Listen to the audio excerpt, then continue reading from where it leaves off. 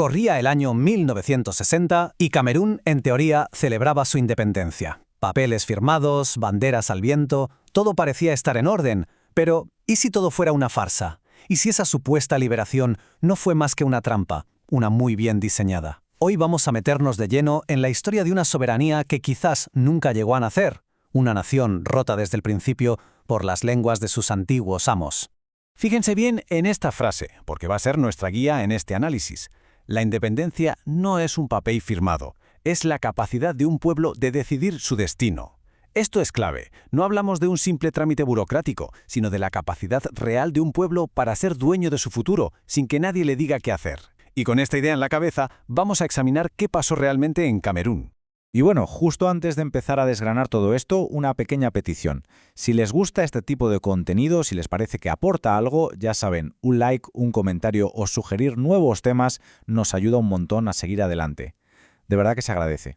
Muy bien, vamos al lío. Empecemos por donde hay que empezar, por desmontar la historia oficial. Porque esa narrativa de una transición pacífica, casi idílica hacia la libertad, esconde una realidad bastante más cruda y, desde luego, mucho más violenta. Miren, aquí está la clave para entender el engaño. Fíjense la cronología. Por un lado teníamos a la UPC, la Unión de los Pueblos del Camerún, un movimiento que de verdad luchaba en el terreno, con las armas, por una independencia total, por romper de verdad con el colonialismo. Pero claro, a Francia eso no le interesaba para nada. ¿Qué hizo? Pues desató una auténtica guerra sucia, eliminando a sus líderes como Rubén Umniobé, y así llegamos a 1960. La independencia no la ganaron los que lucharon por ella, ¿no? Fue una independencia otorgada, entregada en bandeja a una élite que sí estaba dispuesta a seguirle el juego a París.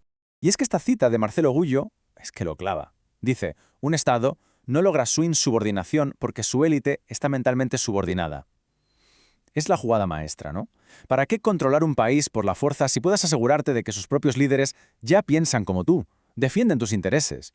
El control ya no es externo, es interno. Y ese es el pecado original de Camerún. Nació con una soberanía que ya venía papada de fábrica, desde dentro.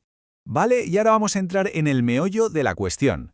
En el arma quizás más sutil pero a la vez más devastadora que usó el colonialismo y que a día de hoy sigue haciendo sangrar al país. Vamos a hablar de la lengua.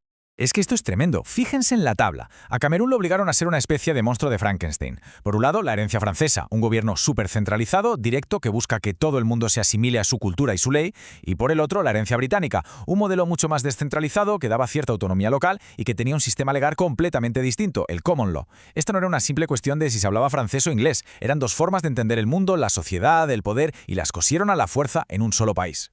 Y ojo, que esto tiene un nombre técnico, se llama balcanización lingüística. Y no es casualidad, es una estrategia deliberada. Usar esas diferencias culturales y de idioma que tú mismo has creado como potencia colonial para que el país se mantenga siempre dividido, siempre débil, peleándose consigo mismo.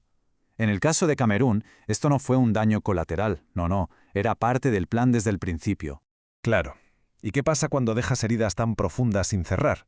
Pues que la historia, tarde o temprano, siempre pasa factura. Y todas esas décadas de tensión, de agravios acumulados bajo la alfombra, al final tenían que estallar. Y ese estallido tiene una fecha muy concreta, 2016. Ese año es el punto de no retorno. Las regiones de habla inglesa, sintiéndose ya no solo marginadas, sino directamente atacadas en su propia identidad, dijeron basta. Y ahí arrancó un conflicto separatista terrible que, por cierto, sigue activo a día de hoy. Y sus quejas no eran abstractas, eran muy concretas. Vieron cómo el gobierno central intentaba cargarse su sistema legal y educativo, el que habían heredado del modelo británico. De repente, les mandaban jueces o profesores a sus escuelas que ni siquiera hablaban inglés. La sensación era clara, se estaban convirtiendo en ciudadanos de segunda. Sentían que el Estado, con su afán centralizador a la francesa, estaba literalmente borrando su identidad del mapa. Es que la frase de Patricio Lons aquí encaja a la perfección. La violencia no surge porque en Camerún haya gente que habla francés y gente que habla inglés. El problema es que se intentó imponer por la fuerza un modelo de Estado artificial, un traje que no estaba hecho a medida, traído directamente de Europa, y que pasaba por encima de todas las realidades locales, de las jerarquías naturales que ya existían. Cuando haces eso, la violencia es casi una consecuencia lógica. Pero esperen, que la trampa no es solo interna, no es solo la división entre anglófonos y francófonos. Para entender por qué Camerún no es realmente soberano, hay que levantar la vista y mirar hacia afuera. Hay que hablar de las cadenas invisibles que todavía hoy lo atan a Europa. Y aquí entra en juego un concepto fundamental, la Françafrique. Y que nadie piense que esto es una teoría conspiranoica, ¿eh? Es el término que se usa para describir toda esa red de influencias, de lazos informales pero poderosísimos, a nivel político, económico y hasta militar, que Francia ha mantenido con sus excolonias. Y claro, a esta red le viene de perlas que Camerún esté dividido, porque un país enfrentado a sí mismo es mucho más fácil de controlar y sus recursos mucho más fáciles de explotar. La metáfora del cordón umbilical es brutalmente buena. Es que lo describe tal cual. Mientras la economía de Camerún, su política e incluso su cultura sigan conectadas por ese cordón a las decisiones que se toman en París, su desarrollo nunca será auténtico. Siempre responderá a las necesidades de otros. La verdadera independencia, la de verdad, sigue siendo la gran asignatura pendiente. Y con esto vamos llegando ya al final. Y es que la historia de Camerún no es solo la historia de un país africano, es mucho más. Es una lección universal sobre qué significa de verdad ser libre y tener una identidad propia. Al final, si nos tenemos que quedar con una idea, es esta. Camerún funciona como un espejo que nos devuelve el reflejo de lo que pasa cuando se permite que potencias extranjeras dibujen tus fronteras en un mapa y te impongan las lenguas con las que tienes que pensar y gobernar. La unidad forzada no es unidad. La fuerza real nace de la voluntad de un pueblo, no de una decisión tomada en un despacho de París o de Londres. Y quiero terminar lanzando una pregunta al aire, para que quede ahí, resonando. Una pregunta que va mucho más allá de África.